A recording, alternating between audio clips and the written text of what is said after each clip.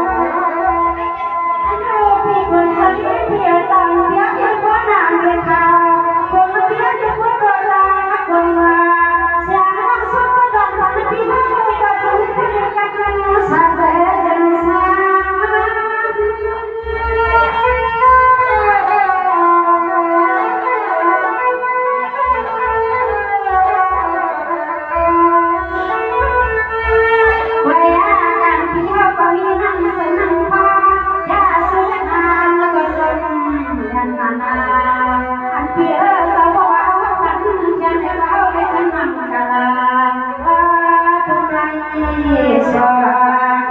อันทันสัมตะเป็นมังคลาพันธุ์คนสิริบอกว่าชาแม่แม่นา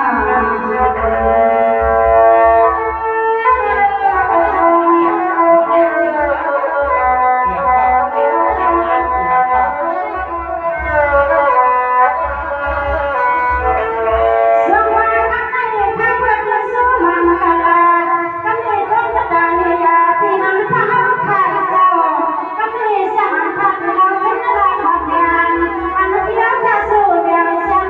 kênh Ghiền Mì Gõ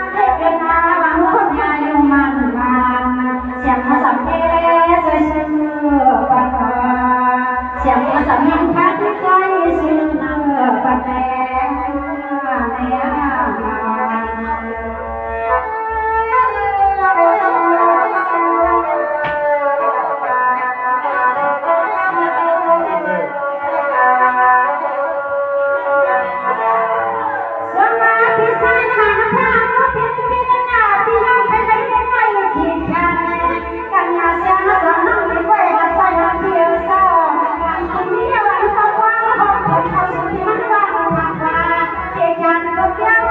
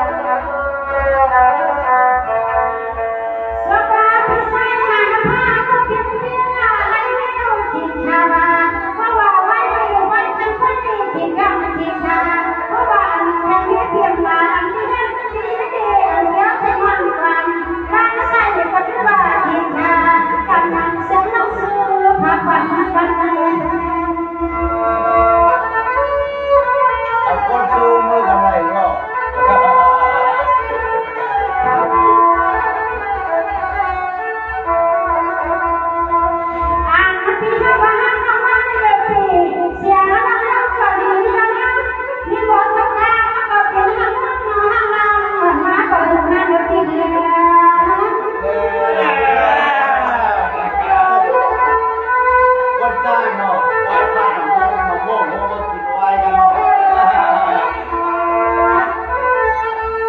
เว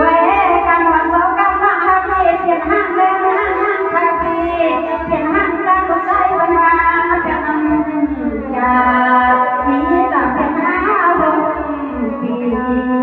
นั้นก็มีแต่เพียนห้าวันปี